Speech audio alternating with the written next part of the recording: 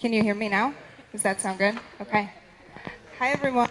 Welcome to the Lents Neighborhood Association meeting for October 2018. This is our first meeting with the official new board. We had elections last month, and so now we are almost an entirely new board. And on that note, we are actually still needing to fill a couple of positions. And any one of you who live in Lents qualify to join the board if you would like to. If you look on the agenda, we start with like 2 discussion items, and then we put the election at the end, so that hopefully while you're here and you're listening to the conversations and meeting your new neighbors, maybe you feel compelled to run for a position. You can self-nominate. Huh? Okay. Hey, Victor, could you help me with the mic? Because there's some weird sound coming. Sorry about that.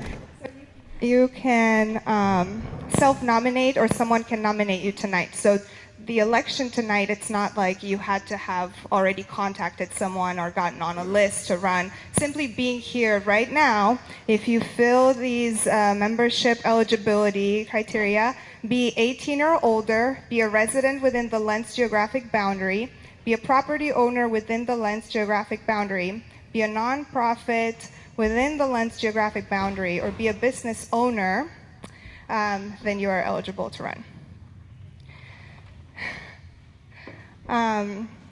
So we have I put on the flyers in front of you a code of conduct. I'm not through it. It's pretty self-explanatory. The main thing, I think, is to have just one person at a time speaking, especially, considering we're going to have a couple of important discussions tonight, and there's many opinions on everything. And then also, if you feel that you've talked several times already, maybe make space for more voices.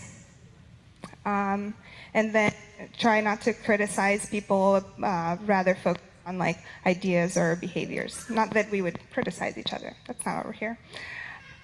Before we start, I just wanted to, since this is a whole new year and a new board, I wanted to start by thanking all the board members that have served over the last year on the board. They have done great things for our community, and they're still involved out there, and I just wanted to recognize their contributions. So I'm just going to read their names. So thank you to former board members Autumn West, Jennifer Young, Barbara Bader, Cora Potter, Joanne Reese, Michael Collins, Amina Wilson, Jason Umtuck, Lacey Hamrin, Christo Brem, David Carroll, the late Joe Cooper Nearing, Alexis Harmon, Chris L. Clarek, and Christopher Walkie.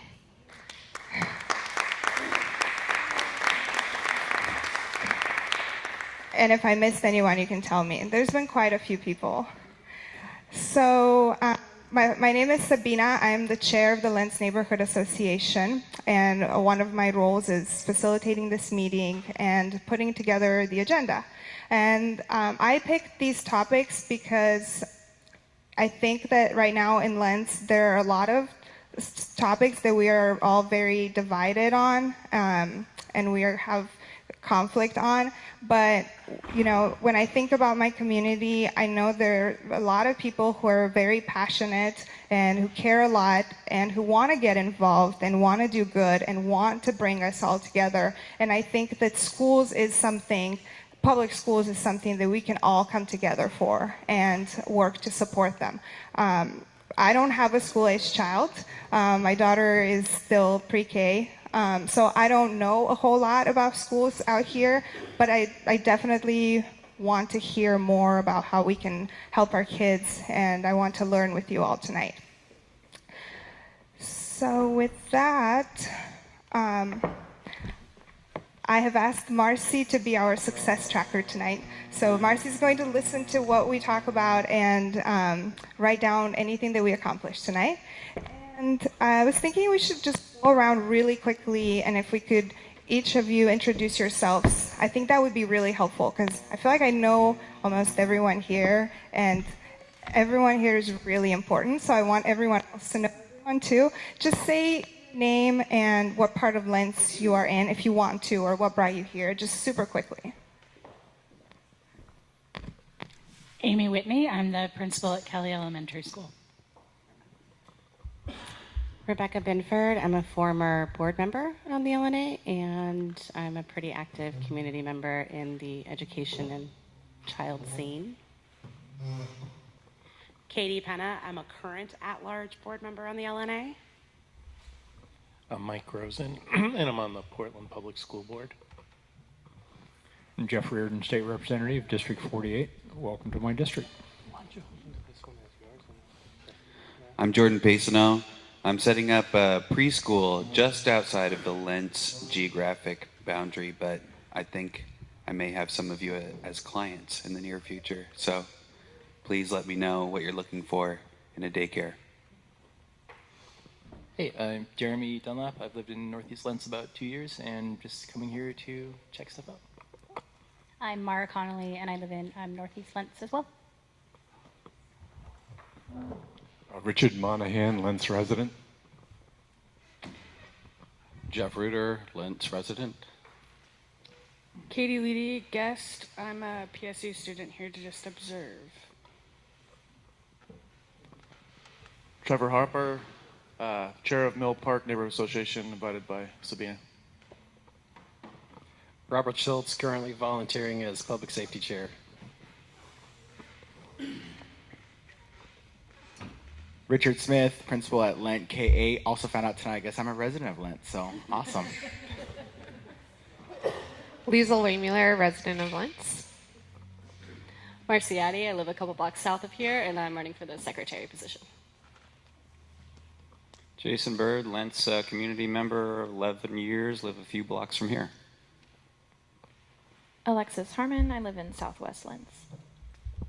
Alan Lanharis, and where are we? Way southeast Lents, right on the edge. And I'm a member at large. Olivia Lanharis and Southeast Lents with him.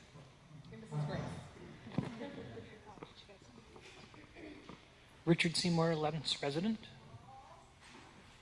and on the finance committee. Susan Johnson, lifetime Lents resident, 83rd near Duke. I'm Sophie Sherman Burton. I work at People's Food Co-op. I live in Milwaukee. I'm Briar Rose Schreiber. I am also from People's Food Co-op, and I live in Montevilla.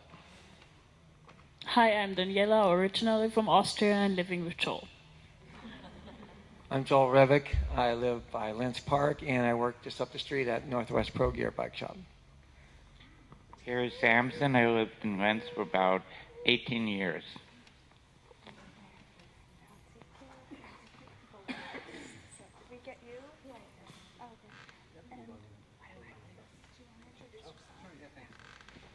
My name's Gerald Leroy. I'm a Lents resident homeowner. It's my first time here.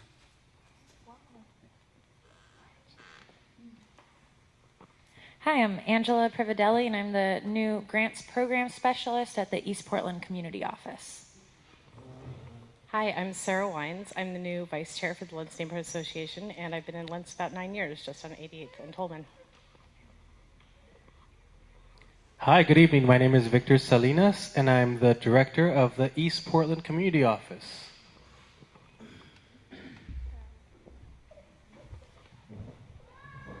Hi, I'm Stasia Bliss. I am just moved into the area. I'm actually Sabina's roommate, and I have my own business working with emotional health and personal empowerment for relationships and families. And I'm interested in reaching out into the community more, so I'm happy to be here tonight. Joyce Beadle, Lents resident. I think I've been here 34 years, if my math is right. Wes Wolf, Lents resident. You just say who I am or where I'm? Okay, I'm Tara Presley, and I'm a resident of the Lents area since 2010, and I'm also a part of Lents 1 Market on Foster Street. Yeah. And I just like the community and do whatever I can do to help. Richard Chrisman, a longtime resident. Bev Chrisman, longtime resident. Mary Oxford, longtime resident. Cordelia, former resident and volunteer in the area. Good evening. My name is Andrew Wilkins. I publish a website called Village Portland here in Lents. Oh, here, I'll take it. I feel like we didn't give it to you. Hi, I'm Ryan Gahn. I live here in Lents, and I work at People's Food Co-op. My name is Brianna Gans, and I'm a Brianna Gans, Lents resident. Did everyone have a chance to introduce themselves? Okay. And in there we have Norma, who watches our kids every month and does a fantastic job. She is a trained and certified childcare provider through the city of Portland, and so we offer childcare at our meetings. It's good to know in advance if you plan to bring your children, just to make sure we have enough if there will be a ton of kids. And we also can offer interpretation if that's of value to anyone in your community to help them attend. And food tonight is from one of the food carts at Flipside. I hope I say the name right. Isan Thai. They provided the food and they've been awesome. The neighborhood association pays for it, but they also wanted to throw in extra.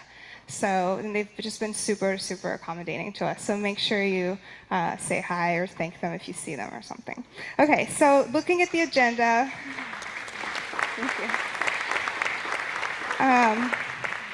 We're going to move on to a discussion. We're going to hear from People's Food Co-op, and then we're going to talk about schools, and then we're going to do our election thing. Unlike other times when I had very strict times for how long every agenda item runs, because it's just kind of how I do things, and it was a little criticized because people said, well, we're here, we're having a good conversation, why are we having to interrupt the conversation? So this time we're going to try it a little differently. Like if there's a lot of energy around the topic and we want to keep going a little bit, we'll keep going so that people can ask their questions, and we'll adjust around it. That's why I didn't put specific times. Okay, so People's Food Co-op. You may have heard they're doing some work to try to open a grocery store in our neighborhood. A flyer that I worked on and was put out earlier last week incorrectly implied that it's a done deal, that they're coming here, and that's not true. But they really want to be here, and they're working in that direction. So hopefully they will. But they're here tonight to tell us what their plans are and to give you a chance to ask your questions. So with that, I will have Sophie or whoever else wants to come up here and talk. Hi, everybody. So like I said, my name's Sophie Sherman Burton. I'm the marketing and membership manager at People's, and I'm also on the long-term planning committee, which is the group of co-managers that is helping to lead this development process. So I'm just going to tell you a little bit about the co-op, a little bit about what we're up to, and then leave most of the time for questions if you have any questions that you'd like to ask. So a little bit about People's first. We were founded in 1970 by a bunch of folks who had been running a buying club out of the basement of a church nearby. And folks had two main motivations for being involved in the co-op at that time. There was a big group that wanted more access to organic and natural and bulk foods at fair prices. And there was another big group of people who were really interested in creating a community-owned option that was an alternative to the corporate grocery stores that were surrounding them, not unlike we see today. And there were, other interests too. People wanted a community gathering space. They were really interested in that aspect of it. And all of those motivations are really still with us today and are a part of who People's is. So we've been located 1 block north of Powell on 21st Avenue since 1970. We've been there for almost 50 years. And We're a consumer-owned cooperative, which means that we're owned by our shoppers. So about 4,500 folks have invested in the co-op and own it together. And they get lots of benefits for doing that. They get some special coupons, and we have free yoga classes for member owners. But the biggest thing about the co-op being owned by our shoppers is that they're our owners. There's not one owner making all the decisions for the business, and owners share in that responsibility. So they vote for our board of directors. They can run for the board of directors. They they set our bylaws, which govern the organization. They provide feedback for how the store is working for them and how it's running and if it reflects their values. And they also share in the profits of the store when we make a profit. Owners can also work a shift in the store, but that's not mandatory. But if you do work a shift, you get a discount on all of your groceries. So membership right now, a full share is $180. So all those folks have invested some money in the co-op, but we try to make it really easy to join. And so most people become members by investing $30 and making payments over 6 years. And so that's a little bit about how membership works. We primarily sell organic food with a particular emphasis on bulk and produce. We also have a collective management, which is just something I want to mention. So instead of having a general manager who makes a lot of decisions for the rest of the staff, we're 30 co-managers that manage the store together. So anybody who works at the store full-time helps to manage the store, and we make decisions by consensus, which is another special thing about what we do. So after almost 50 years, we're really outgrowing our space. Our store is really small if you haven't been there, and we're really looking for ways to grow our business. And so we're thinking about a second store, and we're thinking about opening a second store in Lents. We were actually doing a development process about a decade ago, and folks then, I wasn't around, were looking at opening a store in the Lents neighborhood at that time. So this is really something that we've been talking about for a while, and we're really interested in being a part of the Lents community. So we are looking at the site at 92nd and Foster. That's part of the development that's planned there. That's not a sure thing yet. We've been talking with Palindrome a little bit, but there's nothing decided about that site. Palindrome and the city of Portland are still figuring out if they're the right fit for each other for that location. So we don't know that that's happening yet, but we've been talking about that a little bit. We are open to other sites in Lents if that doesn't pan out, but that's the one that we're looking at right now, which you may have heard. It's been on the I Love Lents Facebook page. So if that site goes through, we might be open as soon as 2020. And if, the opening time really depends a lot on where we end up and what improvements need to be made, but it takes a while to open a grocery store, from financing to construction to all of that kind of stuff. So right now we're doing a lot of research to figure out if opening a store here makes sense for us, and that means doing some market studies and figuring out what the market is like. It also means doing some financial, forecasting to see if it makes sense for us financially. And now we're really moving into this community outreach phase where we really want to hear from the Lents community to see if we're a good fit for you all and what you might need from a store, so we can figure out if we're the right folks to provide that, and if you're interested in having a food co-op in particular that hopefully you would all be owners of.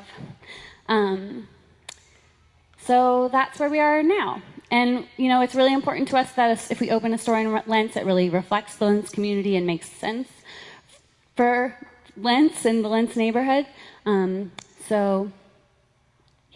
That's the brief overview. And like I said, I'll leave the rest of the time for questions. Yeah. Glad I didn't step on that.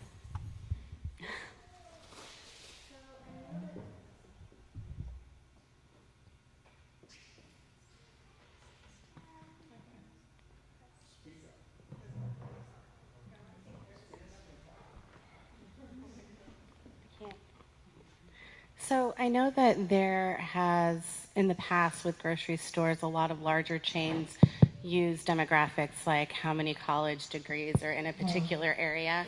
And that that just heavily impacts areas east of 82nd, and that's why we have so many food deserts.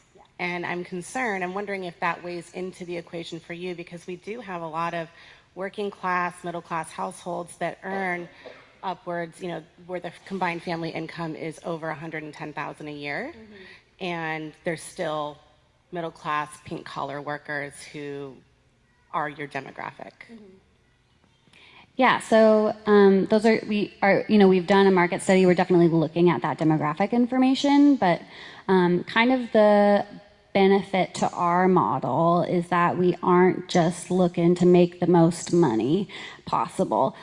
So we really want to be a community asset, and part of the reason that we've been interested in Lents for so long is that we've heard that people out here want a grocery store, and so we know that the products that we offer and what our store looks and feels like might need to be a little different in order to meet the needs of this community. And we're figuring out, what it looks like for us to flex and shift and change a little bit in order to meet the needs of a new community. But I think we're investigating what that looks like for us, and if we can do that in a way that will meet the needs based on the demographic information to some degree and recommendations from folks that we're talking to about this kind of thing. But we also really want to hear from all kinds of folks in the Lents community about what they want from a grocery store, and what we would need to offer in order to be relevant for y'all.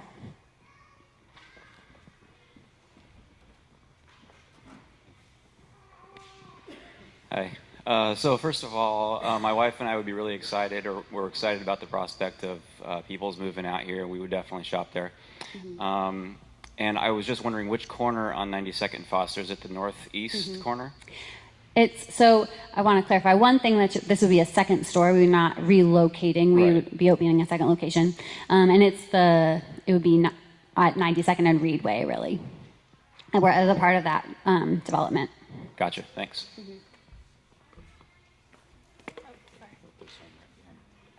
Sorry, we'll go. I think they had their. You sure?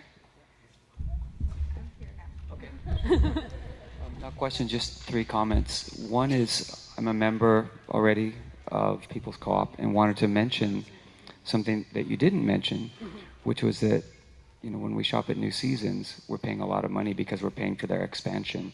Like every neighborhood gets a New Seasons. They're out of state, and so they are looking to make money. And so every time I shop at People's, it's always $20, $30 less than when I shop anywhere else, because we're not paying for expansion and because it's a nonprofit. And it seems like that's a great cross-demographic, aspect. It's a great cross-demographic feature of People's Co-op. Sorry. One thing that we do is, I don't know if I mentioned this, but when the co-op makes a profit, it goes back to members based on what they spend. So, yeah.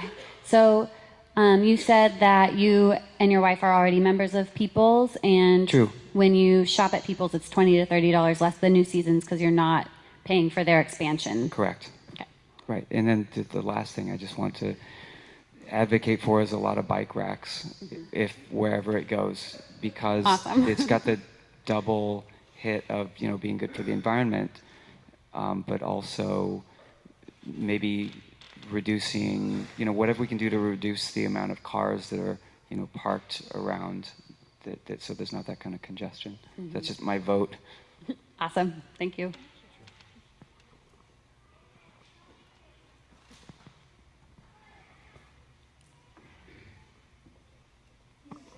You sound like 92nd and Reedway. Is that what you said? Yeah. In the complex where the carpet place is at? Is that? It's like a fire station there, and then across the street. Is it? Yeah, they're talking about developing that where the carpet store is. Where the carpet store is. Okay. Yeah. Also, you said that you can invest in this, and how much is that? So, to clarify, you don't have to be a member owner to shop at People's. So anybody can shop at People's. But to become a member, you make a financial investment in the business. You become an owner. And so a full share is $180. But most people pay that in increments of $30 over 6 years. And then we have some other payment plans for folks that can't swing that $30. And, I'm really interested in working, especially if we open a store in Lents, which is a neighborhood that's has a really different economic profile than the neighborhood that we're currently in, figuring out how to offer some other ownership options. I don't know what that would look like yet exactly, but part of the goal is really to make ownership accessible to the entire community. So you can volunteer in the store. You are able to be able to volunteer whenever this happens. Yeah, so we have a hands-on owner program where folks work usually 1 3-hour shift per week. And then if you work a 3-hour shift every week, you get a 15% discount on all of your purchases in the store.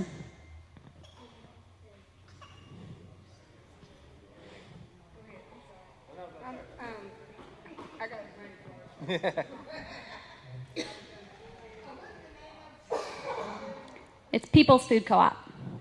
And I have business cards and stickers and newsletters, and you can come find me later if you want any of that. Yeah, it's $180 for life. And then you. And it's also refundable at any time.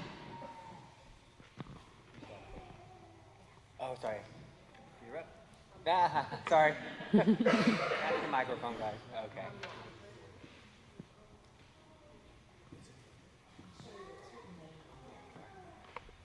So the only thing wrong with People's Food Co-op right now is it's too far from my home. Okay. So I'm super happy that I had no idea. I'm delighted to hear this news. I do shop there, and my husband teases me about getting lost in the store and not coming out. I like it a lot. Awesome. That's great to hear.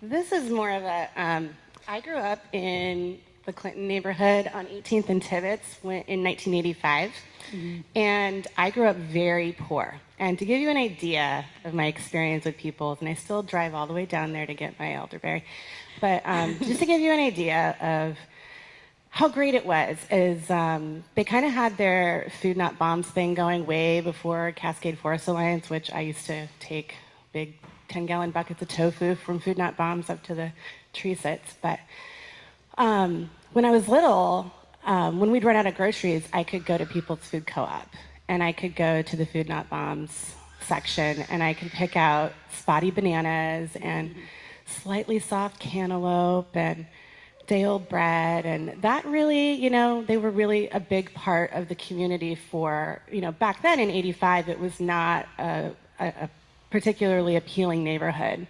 It was a diverse neighborhood back then. And, the owners, the first women who ran it in 85, they even caught me smoking on their bench and gave me a hard time for it.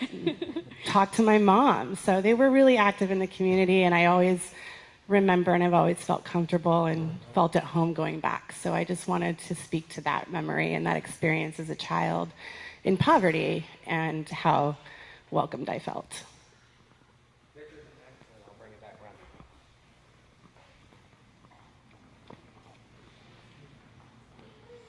Just a quick question. Does People's Co-op take SNAP or Orange Trail card? Yeah, we do. Awesome.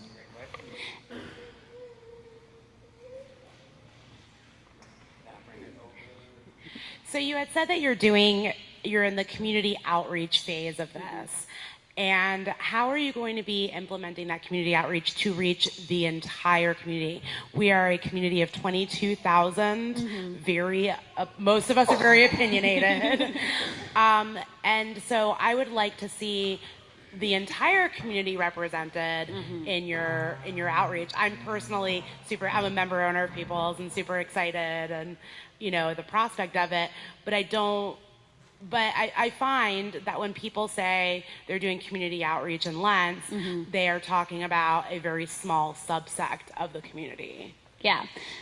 So we don't have a firm plan for what our community outreach looks like. We're probably going to start hosting community meetings in January. So we have a little bit of time to figure out who all we need to talk to. But there's a lot of concern on the collective, especially, and from the board about making sure that we do hear from, a really diverse profile of folks that represent, all the aspects of the Lents community. So we're definitely planning on doing that. I think this is a part of our community outreach, which is why I said it's the beginning, but we haven't fully launched our program, and we're still working on designing what that looks like. And Ryan and Briar Rose are helping to do that also. And there's a committee of us that is made up of some Lents residents and some non-Lents residents that are working on that. But if you have ideas of who we should definitely talk to or who we shouldn't miss, definitely let us know. I will. Awesome. Thank you. Was that the carpet building you was talking about? Mhm. Hey, check it very careful. That was remodeled, and you'll be surprised how much repair. They did cosmetic work in it. Mm-hmm.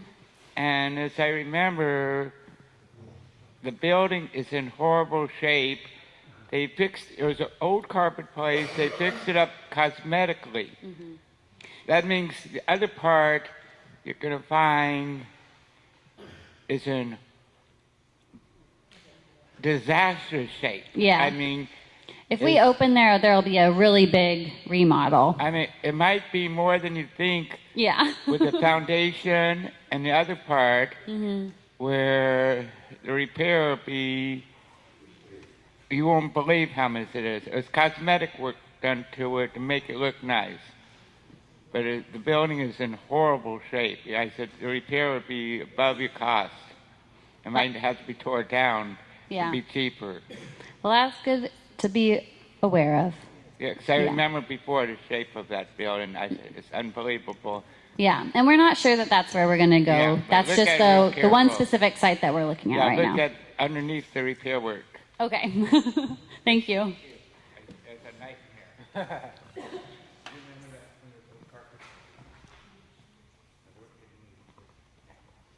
Oh, sorry. Oh, I'm sorry.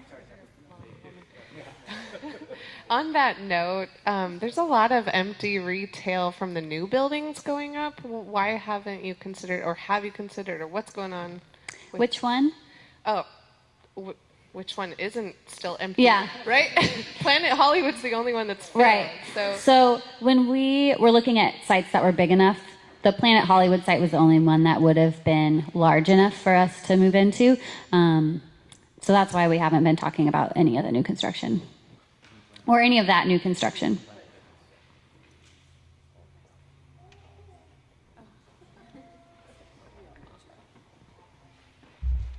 I know People's does farmers markets, I think on Wednesdays, and we do ours on Sundays. Has there been any talk of those joining or anything like that?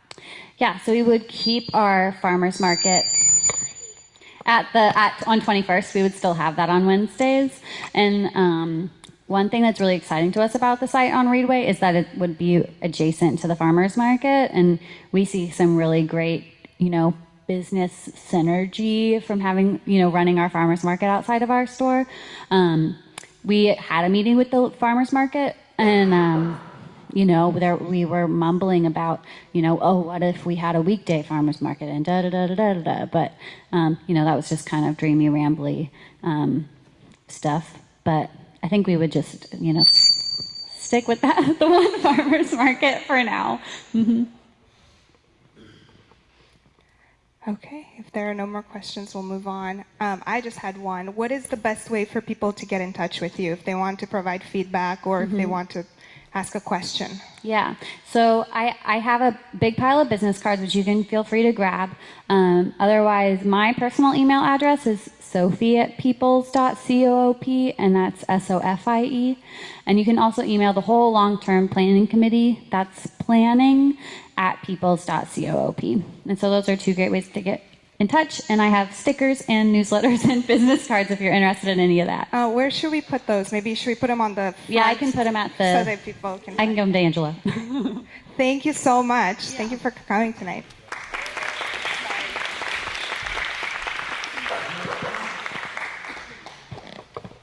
Sorry about the noise with the mic. Okay, so before we transition to schools, I just wanted to draw your attention to this little packet so that the paper that we use to print is not completely wasted.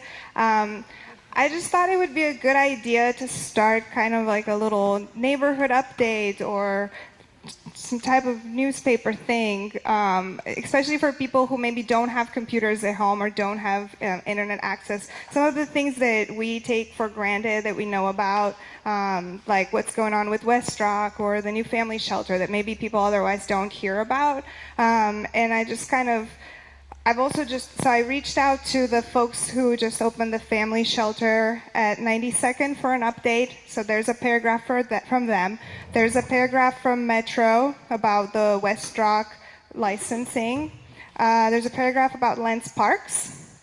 Apparently Bloomington Park and Lents Park are on the list of parks to get a basketball court renovation. Some vacancies at the town center, not a whole lot. An update on the syringe disposal, a box pilot program, and the nearest pumpkin patch, which is where my roommate and I went with our kids on Sunday. And by the way, my roommate Stasia, she made all the little flower arrangements on the table, so I thought that was pretty nice of her. Thank you. Okay, so now let's move on to schools. And we have here State Representative Jeff Reardon, Portland Public Schools Board Member Mike Rosen, and Frida Christopher, who's the chair of the David Douglas School Board. So when I talked to them, I said, let's make this be open for people to bring their questions and concerns. So that's, I think, how this is going to go. It's not going to be like a speech. But I think they still have maybe some briefings to give us. We'll start with Representative Reardon. Thank you. Excuse me, I thought it'd be terrible if I didn't get a chance to say something. But, I am mainly here to listen, but wanted to mention a couple of things. So I have background as a career technical education teacher, and I was on the David Douglas School Board. And those are both experiences I had before getting elected 6 years ago to be your state rep. I wanted to give just a couple of things that are going on in the education community. So there's been a student success tour that's going on. Some of you may have participated in that.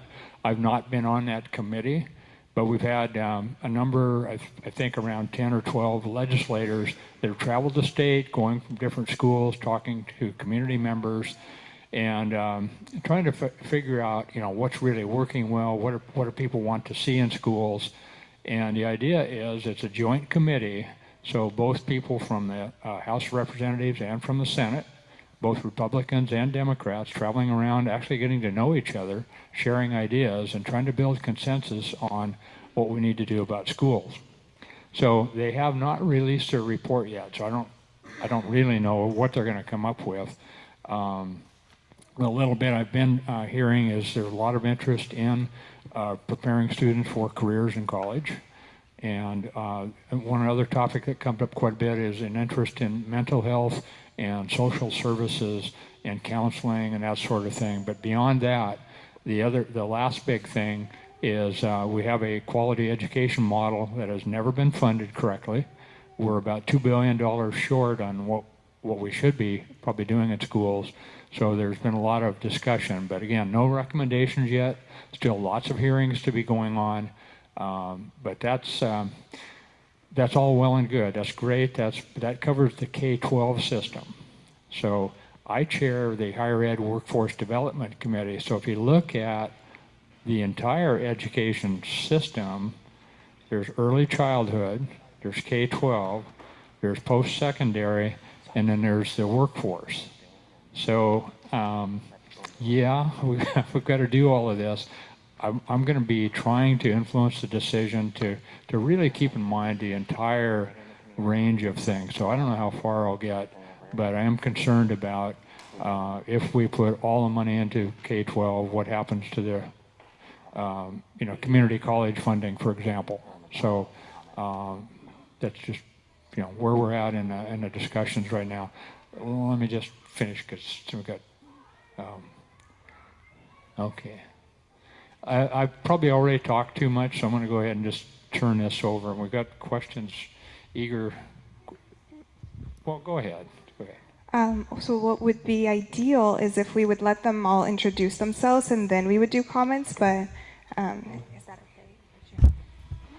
as Jeff said, he's been on the David Douglas School Board. We were on it 10 years together. I'm currently the chair of the David Douglas School Board. It's my 6th time chairing it. I've been there for 28 years, which is kind of unusual. But I'm very committed to our district. We do have a lot of concerns this coming year. You're probably hearing about PERS. That's going to be a big hit for schools this next biennium. Potentially all our schools will be having to make cuts if the state doesn't come up with the funding to help offset those huge increases. We're going up not 4% of the total, but 4 percentage points up in our cost on PERS, which goes into the millions for David Douglas. Hate to hear what it is for PPS and stuff. We're also concerned about, we're hearing rumblings that they're going to be pushing again at the legislature, not necessarily the legislators, but lobbyists, to get where it's mandatory bargaining for class size. Portland got it into their contract. It's not a good thing. As a person who has negotiated with the teachers, every time we had to negotiate since I've been on the board, it costs money. And that's the only thing it does, is cost money. If your schools don't have more classrooms, you're not going to be adding more teachers, and David Douglas does not have the capacity to add more classrooms, teachers into classrooms right now. Another big concern, you probably don't hear about it, and this is when Jeff talked about social services. One of the biggest problems in our schools right now, especially in East County, because economics has a lot to do with it, dysfunctional homes have a lot to do with it, is the behavior of students, especially in kindergarten and first grade. The biggest topic when I negotiated this last year with our teachers was what they call classroom clears. That's when a kid is out of control, throwing everything around, and they have to take all the students out of the classroom, except that child, and bring an intervention group in. That is becoming a big problem, not just in David Douglas, but all across the state. So there's a lot of things that our teachers are doing with. I believe we should pay our teachers well, and I negotiate to give and take to make sure our teachers are paid well. But there's a lot of other issues behind the scenes, and I know you just have 2 of our schools overlapping here in Lents. But our kids go back and forth between schools here because they're so mobile in this area. So.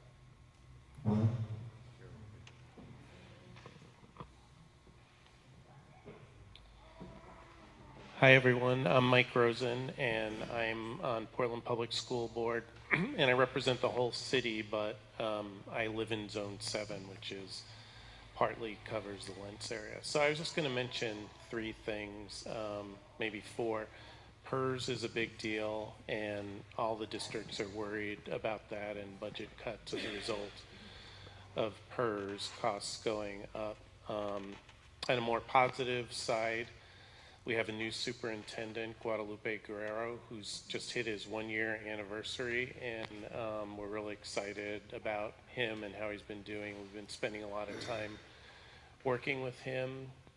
One of the big areas that we focused on for this school year was opening 2 new middle schools, Roseway Heights and Harriet Tubman in Northeast. And it took a lot of effort for a variety of reasons, so we're really happy that that happened. We're continuing to rebuild our high schools. We're almost done with Grant. And we're going to see a new middle school in Southeast, Kellogg Middle School, in 2020. It's been completely demolished now. And there was one other point I wanted to make, and I forgot. Another thing that we're working on that's a big effort is we're starting a visioning process with Portland Public Schools. So it's going to, the first part, developing a strategic vision. It's going to go through this current fiscal year, and then we'll start a strategic plan. So you'll hear a lot more about that. And if you look at the PPS website, you'll see some information about it. Thanks. Yeah, maybe we should be questions. Okay, so with that, we can open it up for questions. And My hope was that maybe while we all listen and hear what the needs are in our community, we can think of it through the perspective of is there anything that the neighborhood association can do in terms of advocacy or any other work to support our students and our teachers and everyone else. No, it was great. One of the things that excited me about what you said, and then, of course, what you had talked about is socioeconomic status and what it's like east of 82nd. And it's really frustrating for me as a parent in a Lents school. My kids are at Kelly. And I love Kelly. I love our teachers. But what I'm finding really frightening, and it's not just at Kelly, it's all over Portland. I have friends who have kids who just started at Roseway Heights Middle School. And with the shift in socioeconomic status and the schools being moved, different grade schools from different SES areas being funneled into Roseway Heights, they're seeing a lot more behavior issues than they had when it was a K-8. And I've been following this for, 5 years. And I'm watching what's happening in our schools, and I'm seeing so little parent accountability. The schools and the school district don't have the tools or the social service resources to hold parents accountable so that they can actually do their part as parents. And then these kids, the only resources they have for educating and learning self-regulation and all of these other things are solely on the shoulders of our educators. And it's unfair. And I'm wanting to know how we can get back to a system where parents have to be accountable to other parents. Where why can't I request that my kid's bully has parents show up and have to answer to me why their kid targets my kid? Because their parents are checked out. And I'm kind of tired of seeing this. And the more poor people are, the fewer resources they have to actually address the issues with their students. So then it all falls on our teachers. And it's concentrated out here. Only because I've watched the change out here. I saw the Democrat. In fact, I was one of the first with Jeff's wife to raise the alarm about concentration out here. It was when gentrification started occurring in there. And part of it, as I have seen, I'm a past PTA president. I was a big family engagement person. That's what's lacking? Is family engagement within our school. I know in David Douglas, that's one of our superintendent's goals, and is going to, after looking at how our process for selecting a new board member works so well, having people come in first and talk to us, he's going to do a bottom-up approach, going school to school, holding meetings with different groups to figure out what do parents want and how can they be engaged. Because right now in David Douglas, not every school has a parent group to support the school. And I personally feel, coming from Lincoln Park where my kids went, and at that time we were the lowest socioeconomic in David Douglas. And so I always worked with people who were poorer. But that didn't mean they don't care. Really, almost every parent out there cares, and it doesn't matter what language they speak. Right. That's part of it, and we're not reaching out as we once did. As I tell parents, we have to do it differently. We can't do it the way I did it. It has to be done differently. But that's why they're hearing about the social service needs. And not every school puts it into that area. We have behavioral specialists, 2 of them in every elementary school because of the behavior problems. But the schools can only afford so much, and we're just buddy.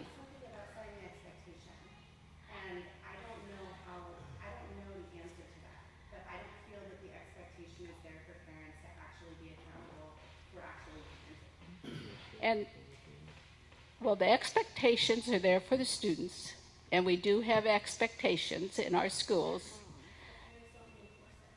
Well, that's one of the dilemmas we have, is you can only push and work so much. We're finding meeting with the parents, one-on-one, the teacher. Several of our elementary schools go out and meet with the parents and introduce himself before school starts. We're doing things like that to get parents more comfortable, because a lot of parents actually are afraid of schools. Their experience might have been bad and they don't like coming into schools. So it's changing that dynamic and that understanding. Even when I was first involved, it was always Mrs. Lynch or Mr. So-and-so, because they were on a pedestal and you felt you couldn't, they weren't approachable.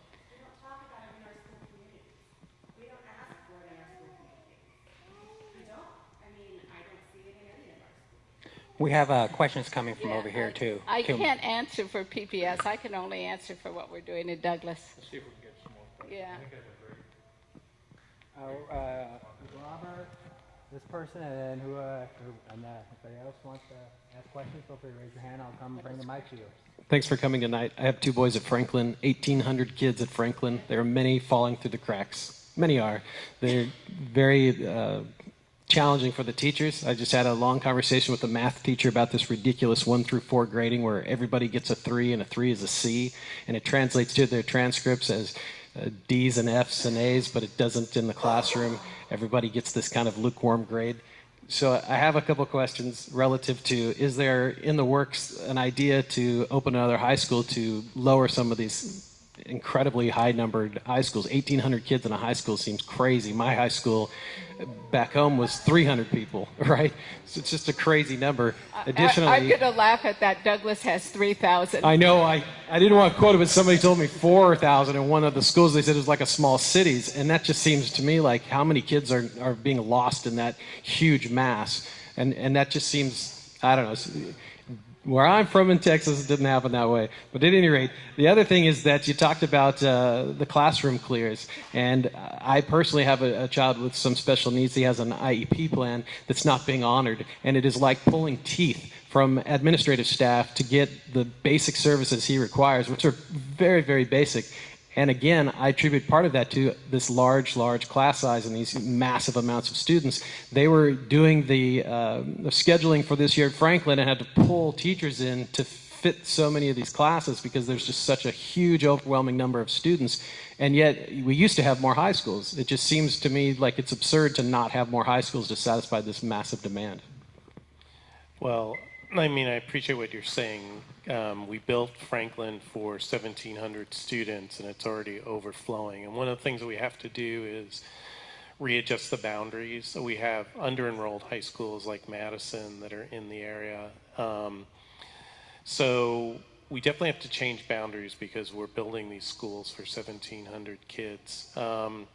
As far as the IEP goes, I mean, that's something that we hear, and I can talk to you about that more at the end to get some specifics so we can brainstorm a specific solution.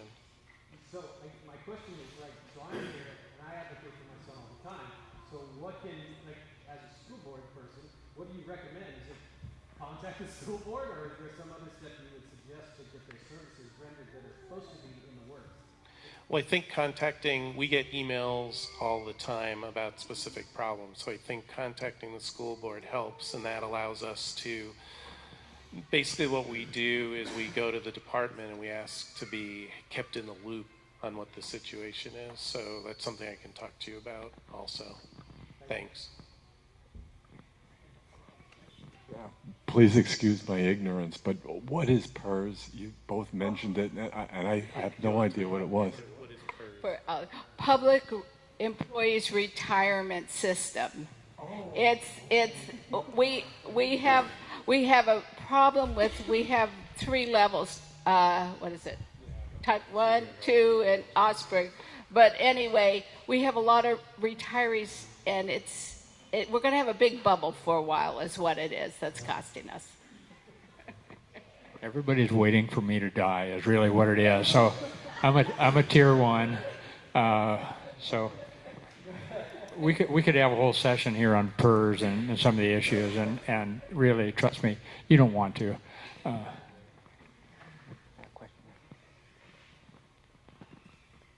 So I have a couple questions. I live in David Douglas, but I don't have any kids. And I specifically did move to David Douglas. If I were to have children, that's the school district my husband and I wanted them to go to. It's a wonderful district. But I know that David Douglas is experiencing overcrowding. I know that there is a lot more push out this way as neighborhoods gentrify. And what is the school district going to do to alleviate some of that overcrowding? There's only one high school, and all of these, and 3 middle schools. Okay, it's kind of complex, but we have done a facility study, which I've been, and one of the things they said, buy land, because it's going away. But what many people don't realize, our enrollment actually has been dropping the last 3 years. You may not notice it, but it caught my eye just as when it started climbing, the poverty started climbing, caught my eye. We're having displacement happening out here in East Portland already. So we're working closely to keep our families here. We have land. We actually have some property by the Gateway Transit Center for future elementary school. We are in communication with Parks about a park piece for maybe a future middle school at some point. There is not enough land anywhere in David Douglas to build another high school. But we're thinking outside the box, satellite programs, things like that. So we're just having to think more broadly and differently, even how our schools are structured and where our programs at.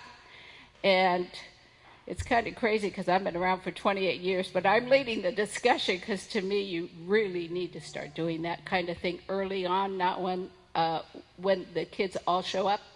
They're expecting another 3,000 to 4,000 in David Douglas over the next 10 to 20 years. So with all the multifamily zoning.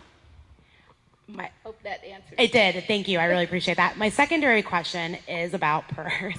So full disclosure, my husband's a school teacher. And one of the things that makes us very nervous whenever the PERS subject comes up is it seems that the solutions to PERS is to, and I hesitate to use the word punish, but to take from current educators to support the retirement system. And it feels very, to me, not an educator, it feels a little punitive. So how can PERS get fixed without dipping into current teachers' retirement? So PERS is amazingly complex. So the real nut that we're all trying to crack is what do you do about the unfunded liability? So we have 20. If you haven't been following PERS, you're smart, but it's a 22 to 25 billion dollars, and the reason it's there, it's to pay the pensions for the people that are tier 1. So these are people that most of or many of have already served their time. They're often happy in retirement. The trouble is these decisions that led to the unfunded liability were made probably 30 years ago, yet we're getting the bill for them now, and the cost of that is being borne by the students that are in our classrooms today. So that's the sad truth of it. The other sad truth is we've tried to do things. We tried to change their COLA and a couple of other things. Was it 2 years ago or 4? Within the last few years anyway, and the courts threw those fixes out. So there's almost nothing that we can do that is legal, and there's certainly very little that we can do that is fair. So those are the 2 criteria that I look at, and any of the folks that I work with on the D side of the aisle that really look at it. Is it legal? Is it fair? So. And then as far as current generation, people that are that are working now, that are maybe on tier 1 or 2, any changes that could be made really, I've been told, are not that significant. Now, they may prevent problems going forward. So I guess the bottom line to me for, as we have these discussions, and I know we're going to be, don't hesitate to email me or keep in touch if you hear me saying something really you think is out of line. or just won't work, or if you come up with a brilliant idea, that would be really good. But we've got to figure out something, and I try to look at it as what's a fair total compensation. So we get hung up on a retirement, but is there a way to jigger the total compensation? Because the bottom line is we need the best teachers and principals and other staff in those buildings serving our kids, right? We want to attract and retain the best and the brightest. And it's a hard job. I've got a total of 16 years in a classroom. It's a really hard job. And it's not getting easier. And then one other real thing, we talked a little bit about the shortage of counselors and why Robert's child wasn't getting served on the IEP. The recommended ratio of counselors to students is like 250 per counselor, 250 kids per counselor. Our state average is somewhere in the range of like 560 per counselor. So when we say that we need additional funding, it's not just for teachers. The other problem is, and what Frida was, I think, trying to talk about a little bit, we have this drive to mandate class size. If you mandate class size, maybe you're locally, you have a greater need for counselors than teachers. So it's a matter of local control. How do we address these issues? They're tough issues, and there are going to be different answers here, and here being David Douglas for me, Portland Public, Bend, Umatilla, the answers are going to be different. So I think I want to maintain that local autonomy, and so that your voice is going to be heard, because you can go jump up and down on the board, your local board members. Does that make sense? So, I'm not a board member. So.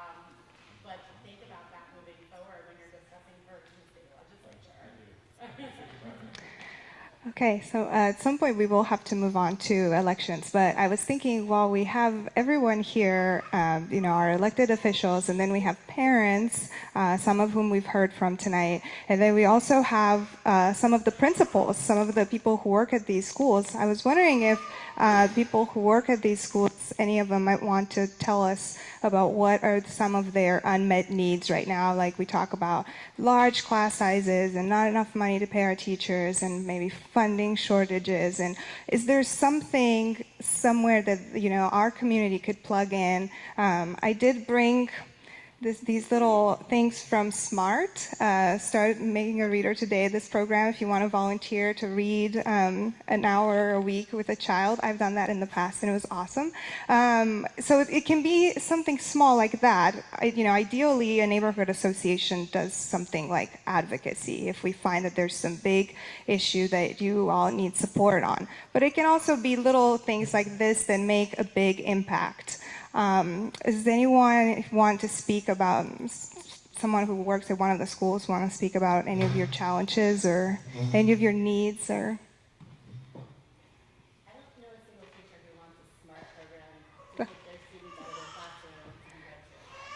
okay, well, to clarify, I volunteered and it wasn't through SMART. I just volunteered at Kelly. I asked them what they needed help with, and they said, we need help, we need someone to read with the kids one-on-one. So that was, oh, okay. I apologize for my ignorance. I don't have school-age children, but yeah. Yeah, well, you can read with smart or without. Like, it's true. I did go during their class time, and they would bring one out at a time, and we would read. And it was kind of cool to see, kids. I said 15 minutes per kid. Like, what is that going to do? And they said, well, it's either that or nothing. And so, just 15 minutes for them to hear themselves read out loud. It's kind of a cool thing. I was going to, only because I'm a lifelong volunteer. I started with my son, who's 47 now, when he was 6, volunteering at David Douglas. So I've been at it a long time. And there's lots you can do. It's just reaching out to the school. I happen to help in my granddaughter's class and pull readers out during reading to help with the ones that need the extra help. But I also do copying. Teacher, things like that, if you, well, there's a lot of things. If you can't get to a school, you should contact the school and ask, is there something how they could help, you could help do at home. I used to, when I got volunteers at Lincoln, we used to give tasks at home to do as well as at the school. So any little bit you can help in the schools is always appreciated. And of course, I get a lot of appreciation because I'm a school board member, but they're kind of used to seeing me around now that my granddaughter's in 4th grade. But those kind of things are really helpful for the teachers. I would say, as a former teacher, show up. Be there. If you have kids in a school, go back to the open houses or whatever activities that they have and be there with your kids. There's nothing that will make a greater impression on a teacher than seeing your face and talking about your kids and what your hopes and dreams are for your kids. It really makes a difference. And then you're going to get drawn in to volunteer, but it really does. Don't you agree?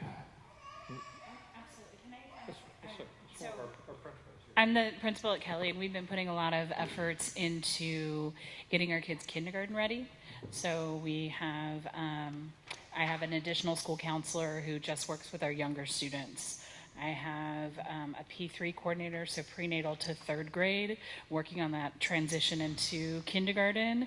She runs play and learn groups. If anybody has younger students, younger than kindergarten age, and live in the Kelly community or in the Lents neighborhood, you are welcome to come to our play and learn groups that happen regularly. They happen weekly. They're posted on our website. But we've been doing a lot of efforts to really get kids kindergarten ready. And it's taken a lot of school resources. We're seeing it pay off. But I guess I'm wondering, you talked a little bit about resources and stable funding and the importance of stable funding. What are the things that we can do as a neighborhood, as a community, to push on legislation to solve the problem of stable funding for our schools?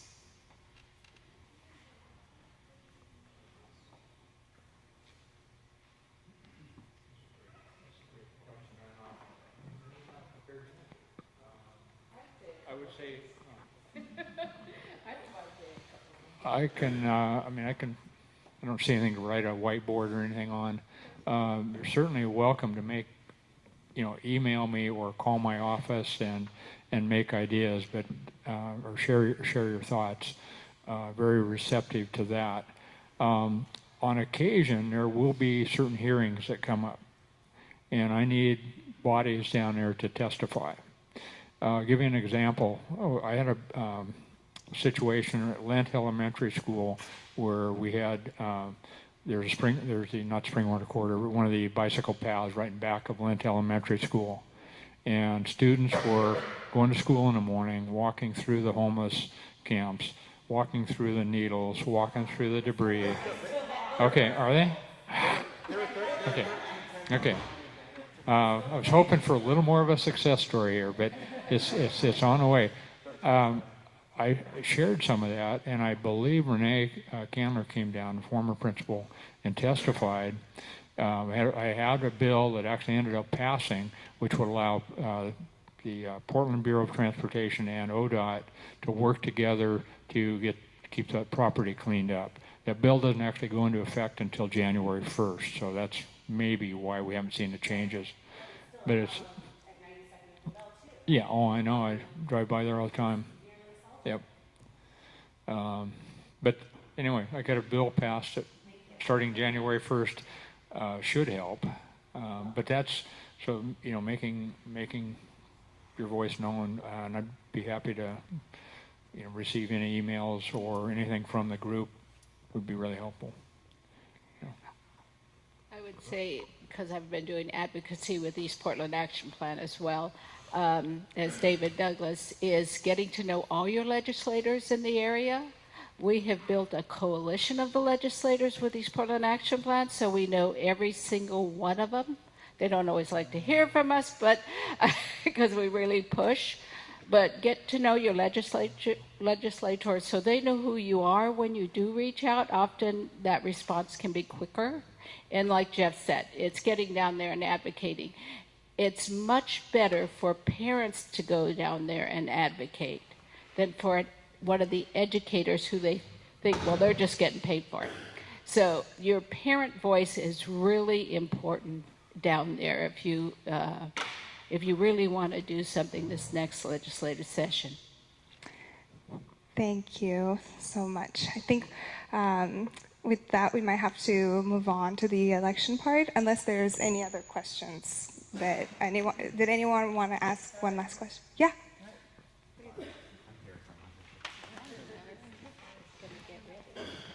Thank you. Once again, Richard Smith. I'm actually the principal at Lent. Now I took over for Renee Candler after he left. Just a couple things from my perspective, being new to Portland. And what I've observed is we are a neighborhood community school, and one thing that we want to see is the neighborhood. We want to engage with the neighborhood, and we hope the neighborhood engages back with us. So we want your feedback on how we can better engage with you as a school, what you need as community members, so we can engage with you, and we hope that you'll reciprocate that back with us. My message is, and not to say anything about Portland Public Schools, but the problems are going to be solved in the schools, not always at the district level. So please hold us accountable, but also communicate with us with what you need and what you're seeing. One of the hardest things for me to hear when students come to school is, oh, this is a bad school anyways. This is a bad school anyways. And they're hearing that message from somewhere. So come talk to us and come communicate with us. And, you know, I'm part of the Lents community. I just moved into this area. So, you know, I'm not only just the principal there, I'm part of it. And it's great to see so many people participating tonight. But the reality is this room does not reflect what I see at Lent K through 8. And we need to remember that in our discussions, and what we talk about is this is not a reflection of my students here. And so let's try to keep that in account. Let's hold each other accountable, but let's also work together and come talk to us when you need something, when you see something. You know, we got vandalized a week and a half ago. That was all over Facebook and social media and all that stuff. Come talk to us, communicate. We can make the problems happen. We're the ones on the ground. Our board does their best to try to serve the schools. They have so many different things that they work with, but we're the ones that are on the ground. And so please come see us, okay?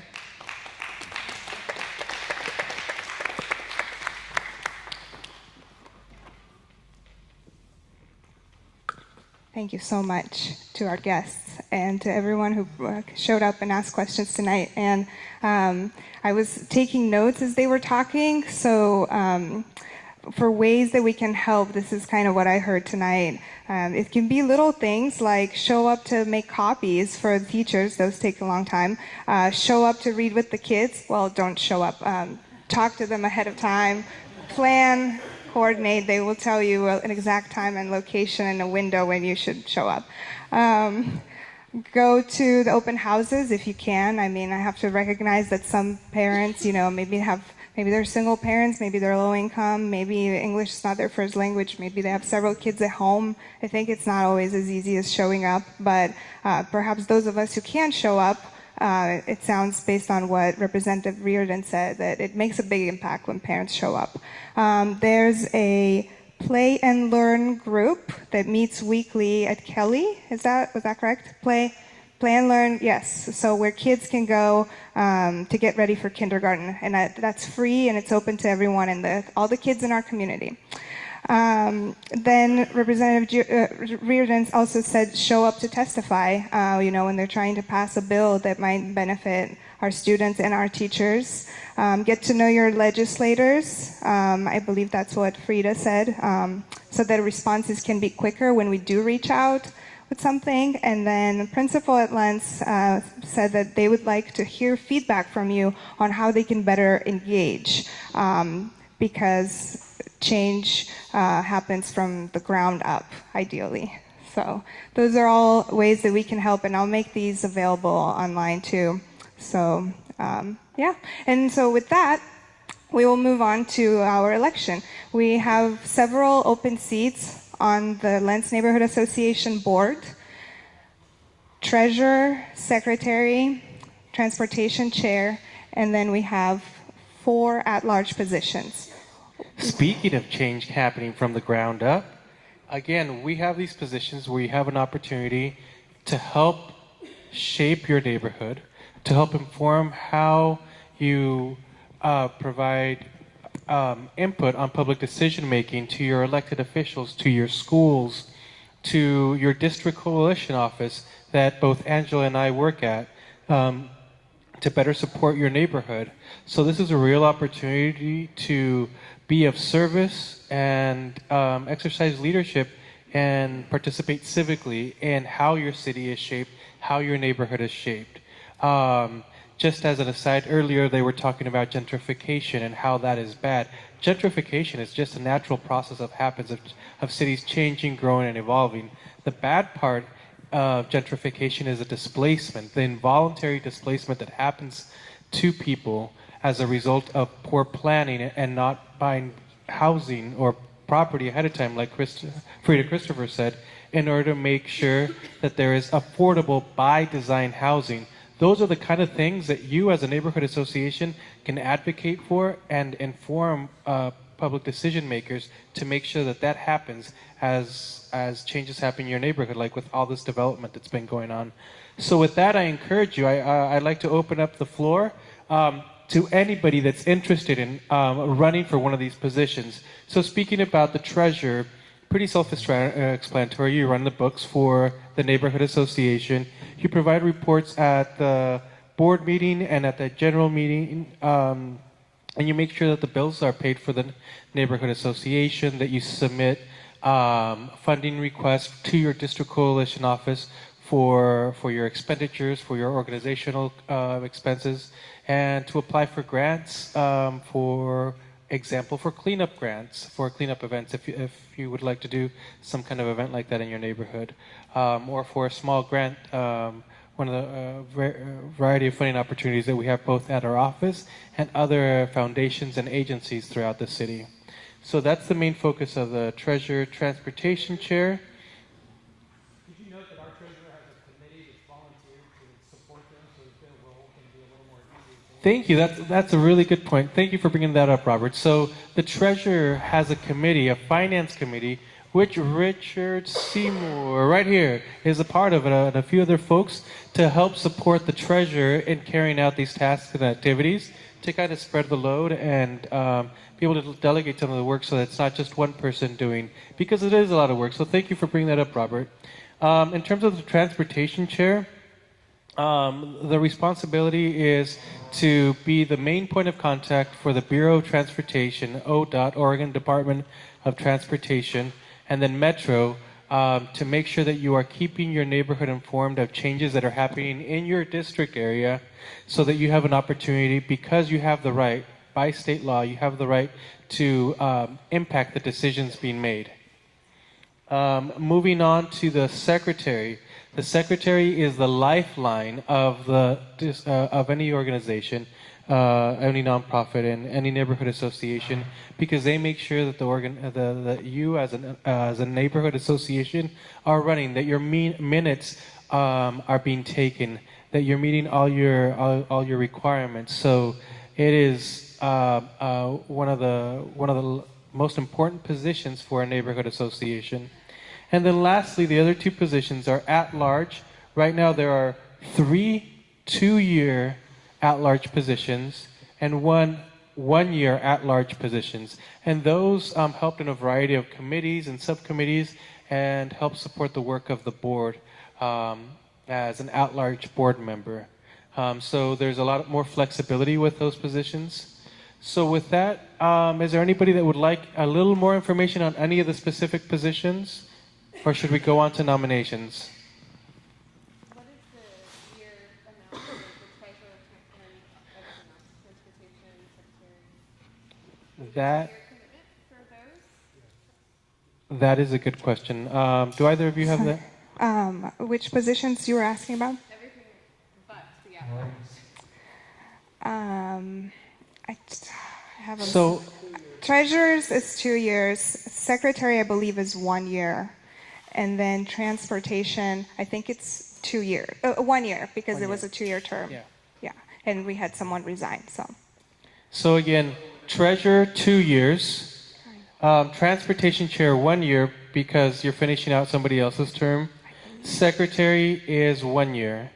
And then the at-large, either 1 year or 2 year. Correct. Any other questions?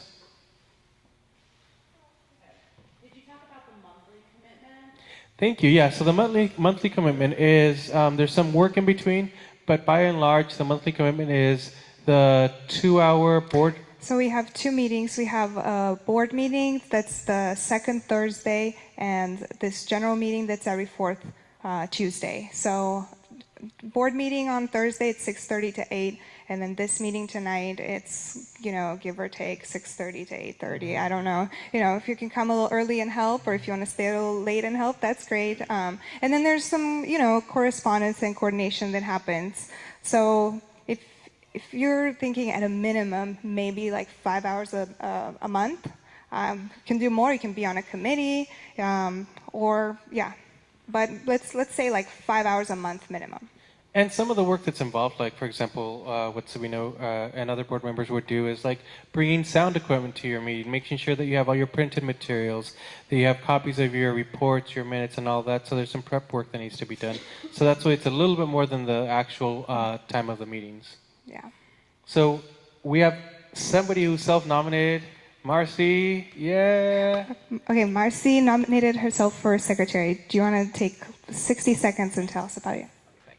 Hi guys, I'm Marcy Addy. I moved to the neighborhood about 1.5 years ago, and I was trying to find a way to get more involved, and I thought the best way would be to volunteer my time. I'm an English teacher, and so secretary seemed kind of a natural fit. I know that the minutes get submitted as a public record, so it's sounding professional, and having strong control of language is important. I'm also a lit leader at my school in Beaverton, and we meet with other lit leaders in the district and then report back to our English department, so I'm used to taking minutes and paraphrasing and summarizing information and making sure that that still stays true to the conversations, and all the relevant details are included for people who couldn't be at that meeting. So I would be happy to represent you if you'll have me. All right. Are there any other nominations or self-nominations for either treasurer, transportation chair, or one of the 4 at-large members?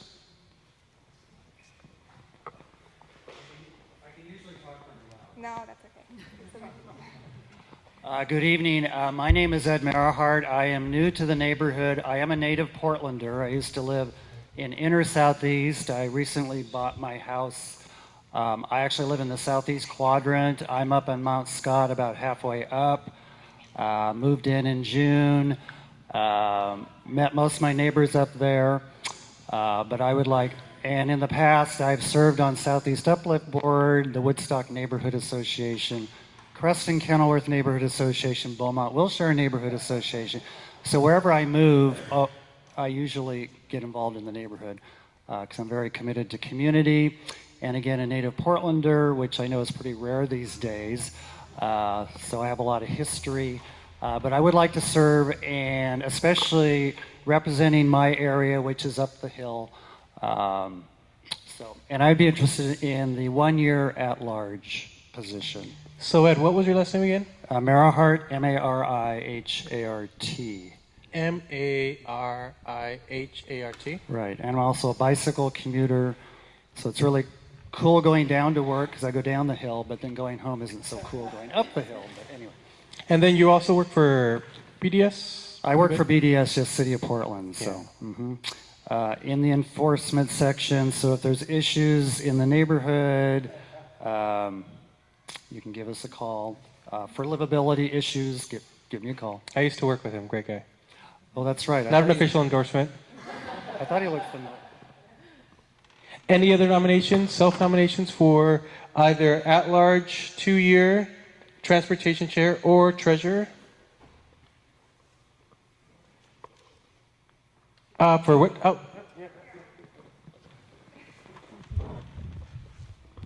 Thank you. I would like to self-nominate for the transportation chair. I have worked in my role. I work at the Immigrant and Refugee Community Organization, IRCO, just up the road. And I manage 13 programs, which equals to about just over $3 million. So, no, not the treasurer, though. No, transportation chair. I also work and partner a lot with different organizations, including Metro and a Department of Transportation. So I know a little bit about working with partners and being able to communicate with some of our local agencies. So. And can we get your name, please? Oh, yeah, that would be great. Liesel Waymuller. Try spelling that one. English is not my first language. Leisl. And then Wehmueller.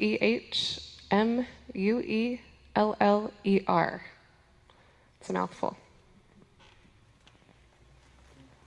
All right. Do we have any more nominations? We're almost there, folks. If we could just get a treasurer.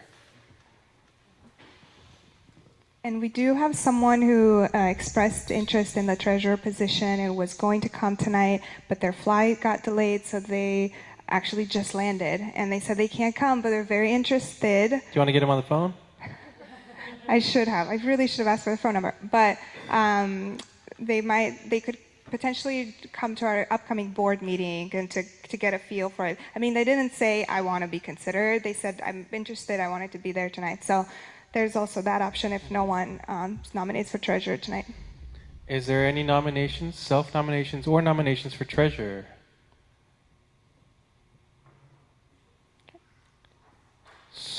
What about at large?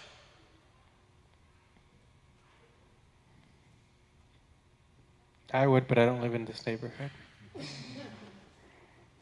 And then there'd be a conflict of interest, so. All right. Well. So suggestion on moving forward for the other two positions, you could carry over as you did for this portion of the elections, so that it can be by election by general membership, or you could get appointments by the board, which would then need to be ratified by the general membership.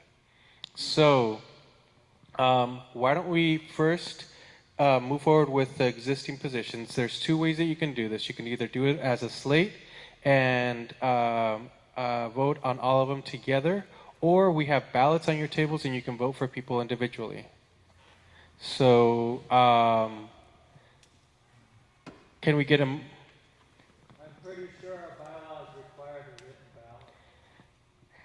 You know your bylaws better than I do, so I'm just going by the general. So then we'll go ahead and do with the ballots. So if you can't see, feel free to come out here, and here are the names of the people that are nominated or self-nominated for the positions.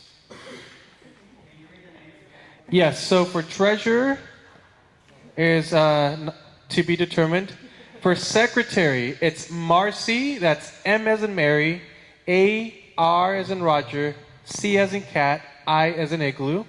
Last name Addie, A as in apple, D as in dog, D as in dog, Y as in yellow. Then we have at large 1 year. That's Ed, E as in elephant, D as in dog. Merhart, M as in Mary, A as in apple, R as in Roger, I as in igloo, H as in heart, A as in apple, R as in Roger, T as in Tom. For transportation chair, we have Liesel, that's L as in Larry, E as in elephant, I as in igloo, S as in Sam, L as in Larry. Last name, Wehmueller, that's W, E, H as in Harry, M as in Mary, U as in umbrella, E as in elephant, L as in Larry, L as in Larry, E as in elephant, R as in Roger. And so we'll go ahead and we have an empty box here. Eventually we'll have an empty box.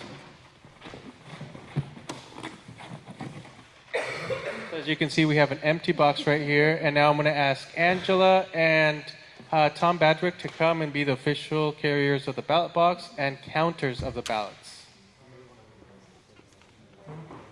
Oh, right there. It's going to be 2 years in March. You don't have to send the ballot, no. But hopefully you did spell clearly so we can make it easier for the readers. Welcome to the neighborhood. Hey, wait. Oh.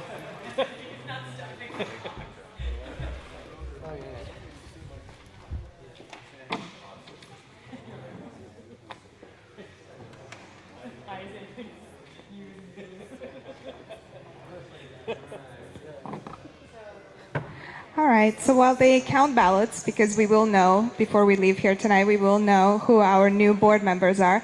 While they count ballots, is there anyone from the floor that has any announcements to make or any news that you want to share with our community while we wait for the official ballot count? Please just come grab the mic, let us know what cool things might be happening in your community that you want to share with other people. Any cool projects that you're working on that you need help with? Any ideas for volunteering?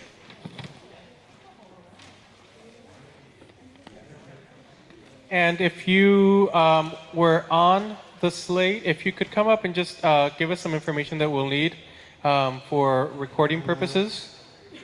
So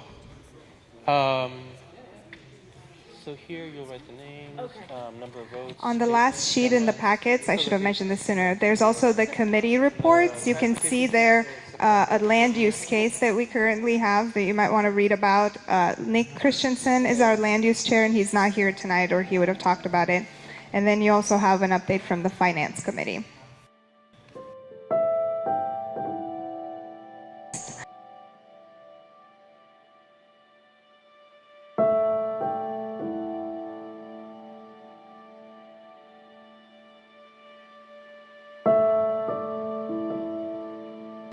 All right, testing, 1, 2, 3. We have the election results. So for the transportation chair, with the most votes at 18 votes, Liesel Waymuller. Liesel Waymuller. In second place was Robert Santangelo with 1 vote.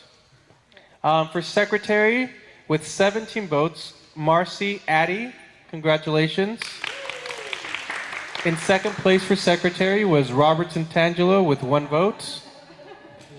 At-large board member for 1 year at 18 votes, Ed Merhart. Congratulations. In second place for at-large 1 year, Robert Santangelo with 1 vote. For treasurer at 1 vote, Marcy Addy. And also at 1 vote, Robert Santangelo. So there is a tie for treasurer.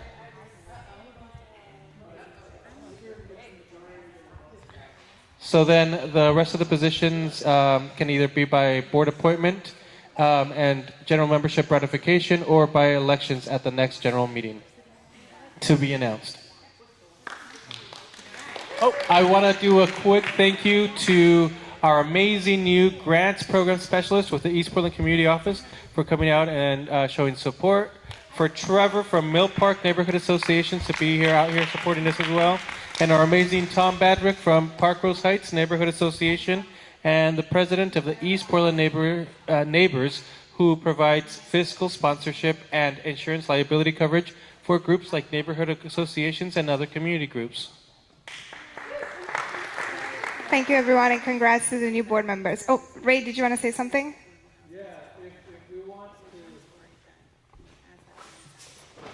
if we want to... if we want to keep the election open, carry it over to the next general membership meeting, we need to have another vote in order to do that, because we said we were going to take care of it tonight at the last vote. I think in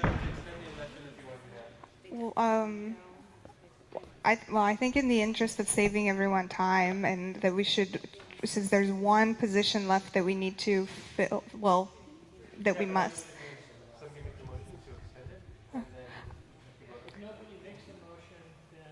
If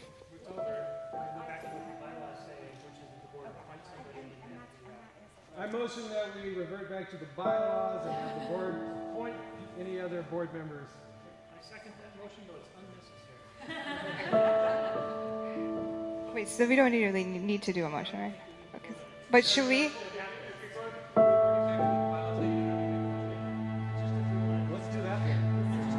We could make it. All right. Well, meeting adjourned. Congratulations to the new board members. Thanks for coming out.